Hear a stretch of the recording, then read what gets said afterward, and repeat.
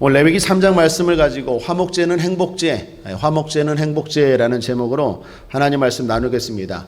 먼저 금요철야 때 언급했지만 다시 한번 말씀드립니다. 오늘 우리가 왜 구약을 읽어야 되죠?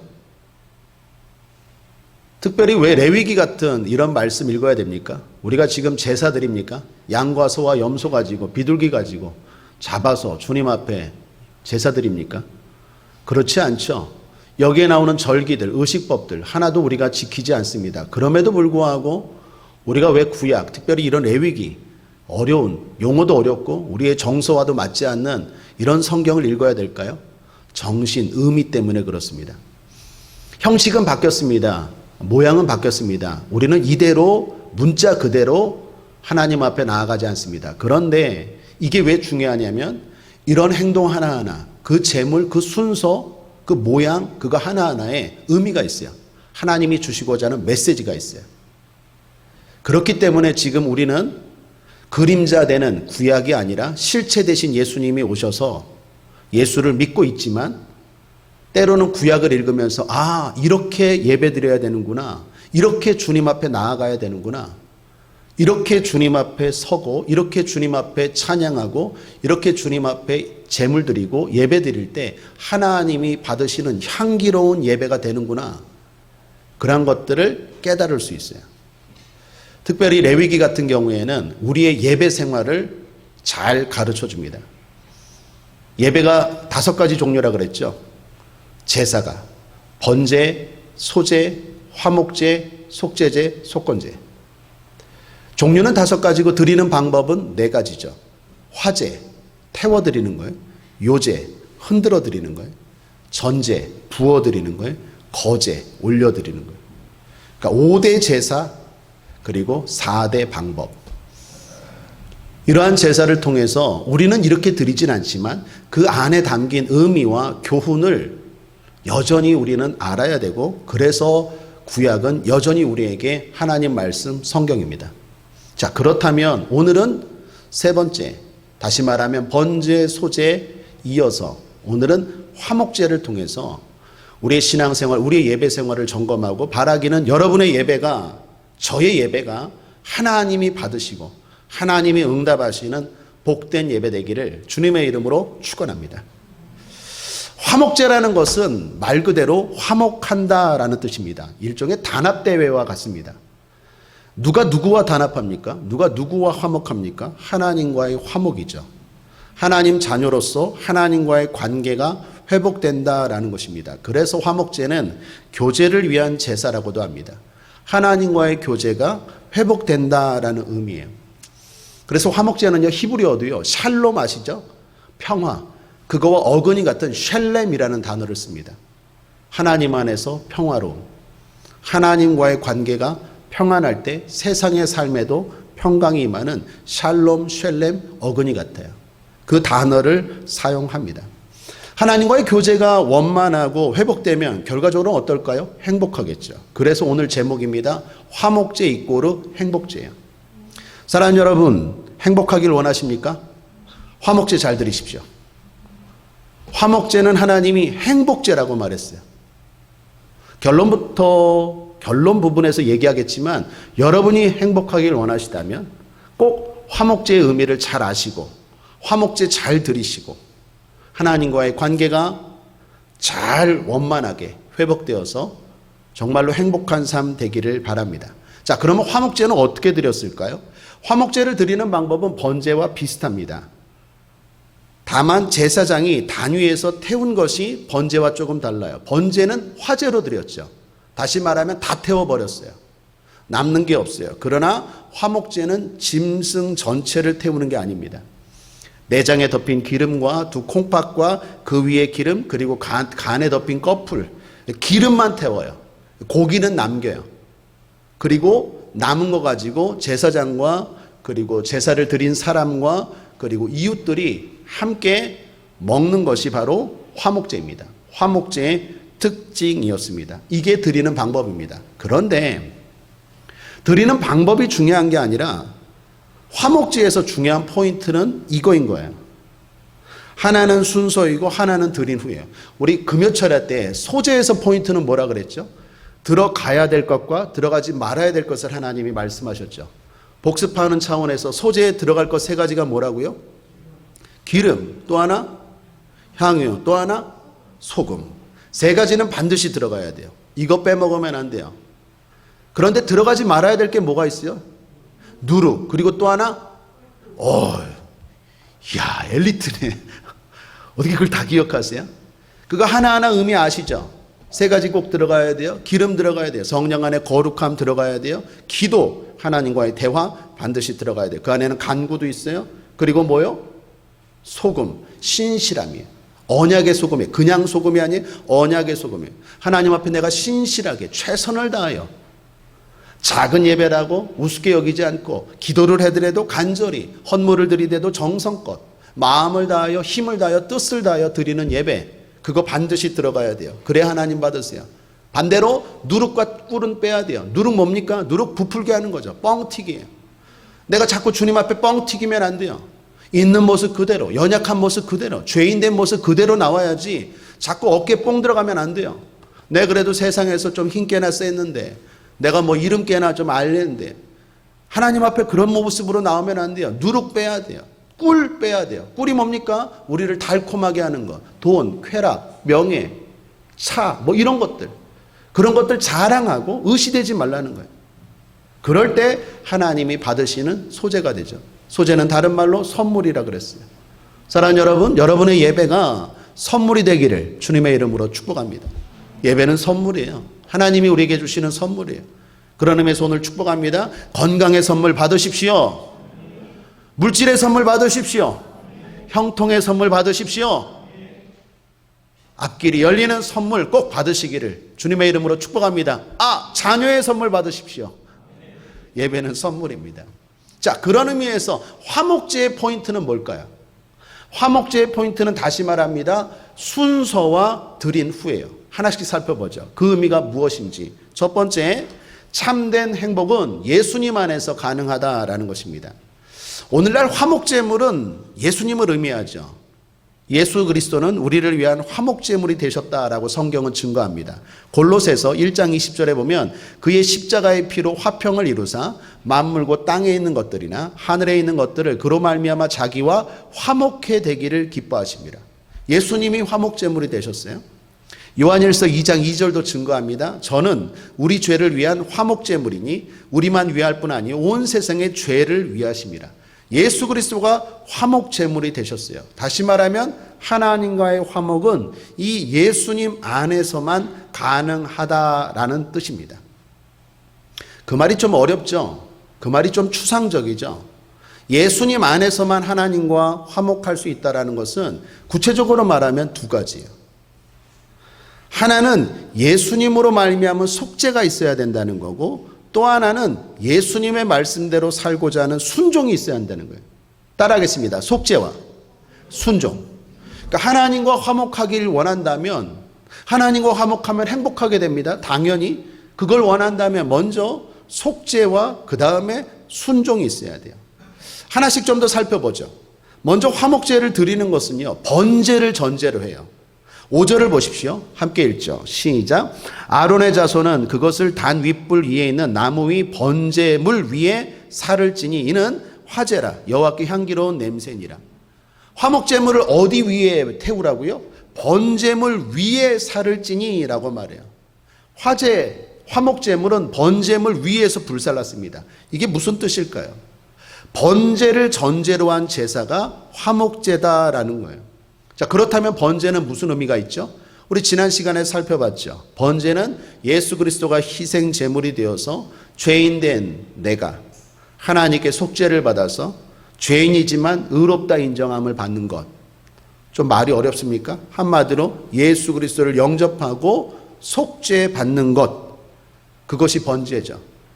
그 번제가 전제될 때 화목제가 가능해요. 쉽게 말하면 예수 믿어야 돼요. 예수 믿지 않고 예수 앞에서 내가 죄인됨을 고백하고 예수 그리스도를 영접함 없이 하나님과의 화목은 절대로 일어날 수 없어요. 번제가 전제예요.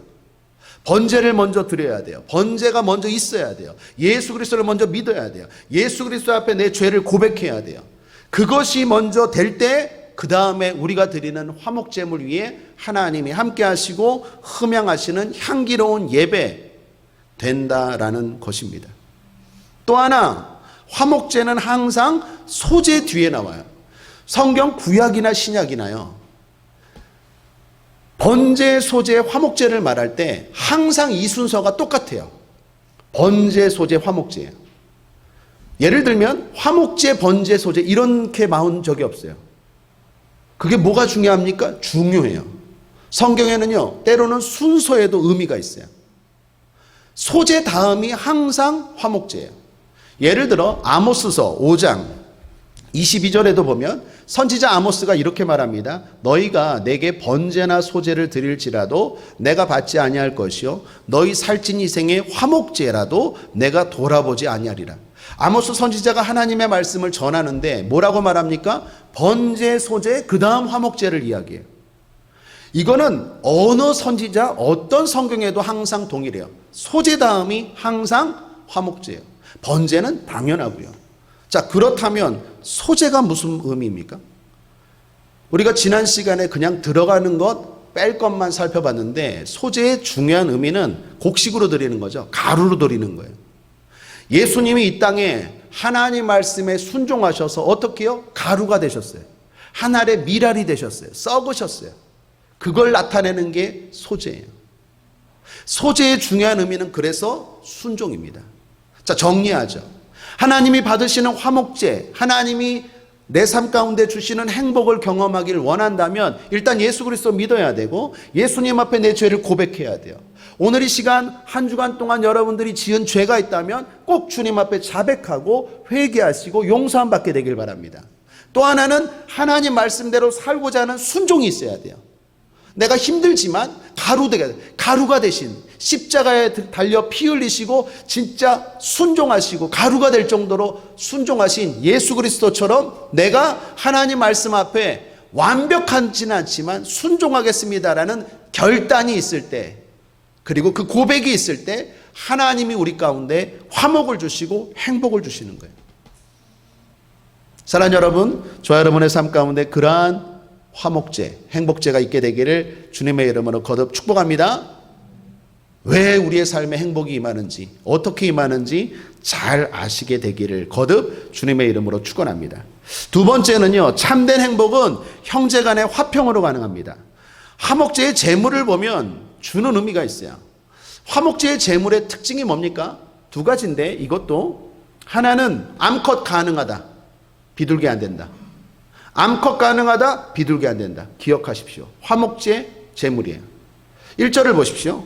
함께 읽죠. 1절 시작. 사람이 만일 화목제의 생을 예물로 드리되 서로 드리려거든 수컷이나 암컷이나 흠없는 것으로 여호와 앞에 드릴지니.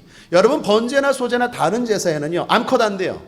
흠없는 수컷으로만 드리는데 화목제는 수컷 가능해요. 왜 그랬을까요? 또 하나, 그런데 비둘기는 안 돼요. 다른 제사는요 비둘기 가능해요. 가난한 사람들 비둘기로 드리래요. 그런데 화목제물로는 비둘기는 안 돼요. 암컷은 가능한데 비둘기는 안 된다. 무슨 의미가 담겨 있을까요? 이거는 나눔이 있어요. 다른 제사는 다 태워버려요. 그런데 화목제물은 반드시 끝나고 나서 교제가 있어요. 그 비둘기 갖고 어떻게 나눠 먹어요? 최소한 양이나 염소는 돼야지. 제사장도 먹고 드리는 사람도 먹고 다 먹는데 어떻게 비둘기로 먹어요? 안 되죠. 그러니까 양부터 염소부터 돼요. 또 하나 암컷도 돼요. 왜? 나눠 먹어야 되니까. 그래서 대부분 화목제물은요 부자들이 많이 드려요. 부자들이 어떻게 해요? 하나님께 나누고 그걸 가지고 백성들과 서로 교제하게 하신 하나님의 속뜻이, 참뜻이 담겨 있는 게 화목제물이에요. 자, 화목제물은 오늘 우리에게 뭘 말합니까? 참된 행복은 하나님과 나만의 관계로 안 된다는 거예요. 형제 간에, 성도 간에, 가족 간에 화평해야 돼요. 오늘 낮 예배 때도 축복했지만 저녁 예배 때도 여러분께 축복합니다. 여러분의 가정 평안하시길 바랍니다. 화목하시길 바랍니다. 부모님과 자녀 간의 관계가 화목하고, 부부 간의 관계가 화목하고, 형제 간의 관계가 화목하고, 육선이 가득하고 고기가 가득하고 다투는 것보다 마른 떡 한 조각 가지고도 화목한 게 훨씬 낫다는 잠언 솔로몬 기자의 지혜처럼 여러분 가정 안에 진정으로 화목하게 되길 바랍니다. 예수님도 이런 말씀하셨죠. 마태복음 5장에 보면 23, 24절에 그러므로 예물을 제단에 드리려다가 거기서 내 형제에게 원망받을 만한 일이 있거든 예물을 제단 앞에 두고 먼저 가서 형제와 화목하고 그 후에 와서 예물을 드리라. 하나님이 받으시는 예배는요, 형제 간에, 이웃 간에, 가족 간에, 성도 간에 다툼이 있고 드리는 예배 하나님 기뻐하지 않아요. 우리의 삶 가운데 하나님이 행복을 주길 원한다면 먼저 얽힌 거 설킨 거 풀고 와야 돼요. 그러므로 여러분께 권면합니다. 불필요하게 싸우지 마십시오. 불필요하게 싸우면 예배가 막혀요. 다른 게 문제가 아니라 하나님과의 관계가 막혀요. 아무리 내가 예배를 드려도 하나님이 먼저 풀고 와, 먼저 풀고 와. 안 받는다니까 먼저 풀고 와. 반대로 영적으로 생각해 봅시다. 마귀는 어떻게 할까요? 계속 가까운 사람과 트러블 있게 만들어요. 별거 아닌 것 때문에 때도 트러블 있게 만들어요. 여러분은 태초에 마귀의 공격은요, 교회가 아니라 가정이었어요. 교회보다 먼저 세워진 게 뭐예요? 가정이잖아요. 하나님이 이 땅에 두 가지 시스템을 만들었는데 유일하게 하나는 가정이고 하나는 교회인데 교회보다 먼저가 가정이에요. 예수님의 첫 기적이 교회입니까? 아니요. 가나의 혼인잔치 요한복음 2장 첫 기적이 가정이 탄생하는 자리였어요. 가정이 소중합니다. 이건 역으로 말하면 가정은 항상 마귀의 공격 대상이에요. 자꾸 트러블 있게 만들어요. 왜요? 트러블 있으면요 하나님과 막혀버려요. 그래서 불필요한 트러블, 성도 간에, 형제 간에, 특별히 가족 간에 없어야 돼요. 이기는 사람이 이기는 사람이 지는 사람이 이기는 거예요. 지는 사람이 믿음 좋은 사람이에요. 억울합니까? 지면서 이야기해서 내가 너보다 믿음 좋다. 그리고 지세요. 자꾸 빠득빠득 이기려고 그러지 말고. 그래야 하나님 기뻐 받으시는 예배가 되고 내 기도가 하나님 앞에 상달돼요. 화목제가 우리에게 주는 교훈입니다. 번제, 소제 다음이 화목제고 화목제물을 통해서 오늘 우리에게 주는 메시지입니다. 여러분 삶 가운데 이러한 화목이 있게 되길 바랍니다. 화목합시다. 어떤 사람이 꿈에 천사의 인도함을 받았대요. 그래서 천국과 지옥을 보았답니다. 특이한 것은 모두 1m가 넘는 긴 젓가락을 가졌대요. 그런데 지옥의 사람들을 보니까 앙상하고 천국의 사람들은 보니까 우리 기시기처럼 포동포동해요. 왜 이럴까?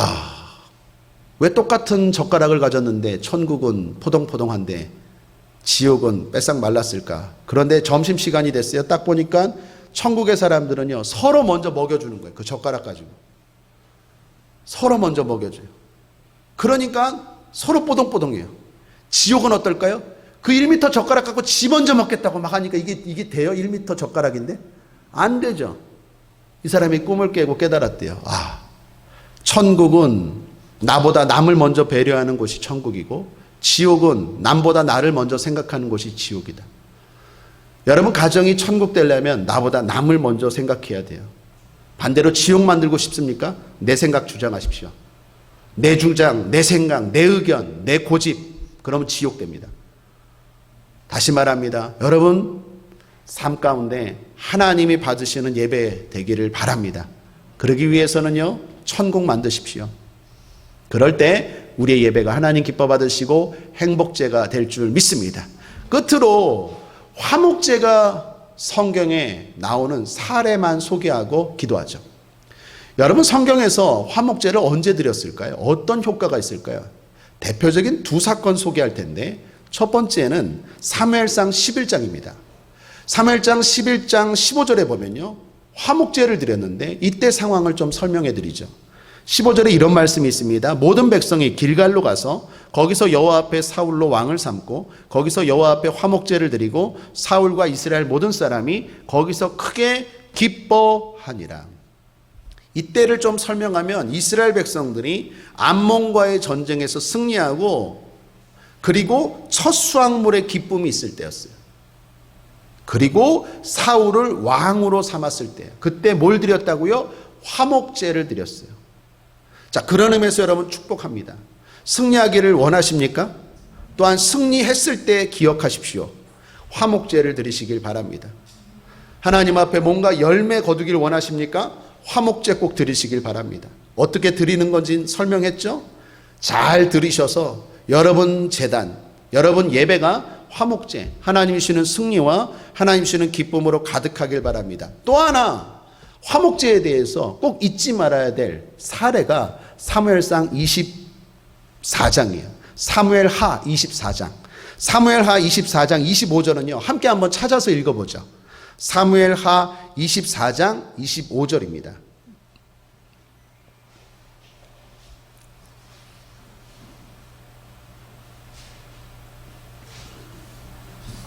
사무엘하 24장 25절.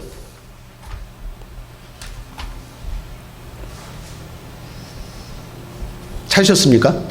자, 찾으셨으면 우리 함께 읽죠. 시작. 그곳에서 여호와를 위하여 단을 쌓고 번제와 화목제를 드렸더니 이에 여호와께서 그 땅을 위하여 기도를 들으심에 이스라엘에게 내리는 재앙이 그쳤더라. 중요한 대목이에요. 화목제 드리고 나서 다윗이 인구조사라는 죄를 범했어요. 교만해서 죄를 범했는데 하나님 앞에 어떤 제사? 화목제를 드리고 나서 재앙이 그쳤대요. 오늘날 우리가 드려야 될 게 바로 이 화목제예요. 코로나19라는 이 재앙, 이게 통제할 수 없고 컨트롤할 수 없는, 이 걷잡을 수 없는 이 재앙, 이 전염병, 이 연병 가운데서 하나님이 우리를 지켜주시고 그것이 끝나기를 원한다면 어떻게 해요? 화목제 드려야 돼요. 반대로 개인적으로 작게는 여러분 삶 가운데 아무리 힘쓰고 애써도 안 되는 재앙 같은 일들이 있습니까? 아무리 힘쓰고 애써도 자녀가 안 돼요. 아무리 힘쓰고 애써도 공부가 안 돼요. 아무리 힘쓰고 애써도 물질의 문제가 해결이 안 돼요. 사업이 안 돼요. 학업이 안 돼요. 관계가 회복이 안 돼요. 재앙과 같은 일들이 있습니까? 화목제 드리십시오. 재앙이 그쳤더라. 하나님이 그 예배 받으시고 재앙을 그치게 하세요. 그러므로 승리를 원한다면, 재앙이 그치기를 원한다면 하나님이 기뻐하시는 화목제를 통하여 응답받으시고 행복하시기를 주님의 이름으로 축원합니다. 기도하겠습니다. 하나님 아버지 감사합니다. 오늘 화목제를 통하여 어떻게 우리의 삶이 행복하게 되는지 알게 해주시니 감사합니다. 화목제 잘 드리고 우리 성도들이 드리는 그 예배를 주님이 기뻐 받으시고 승리케 하여 주옵소서. 재앙을 그치게 하여 주옵소서. 주님 도와주시옵소서. 감사드리며 예수님의 이름으로 축복하고 기도했습니다. 아멘.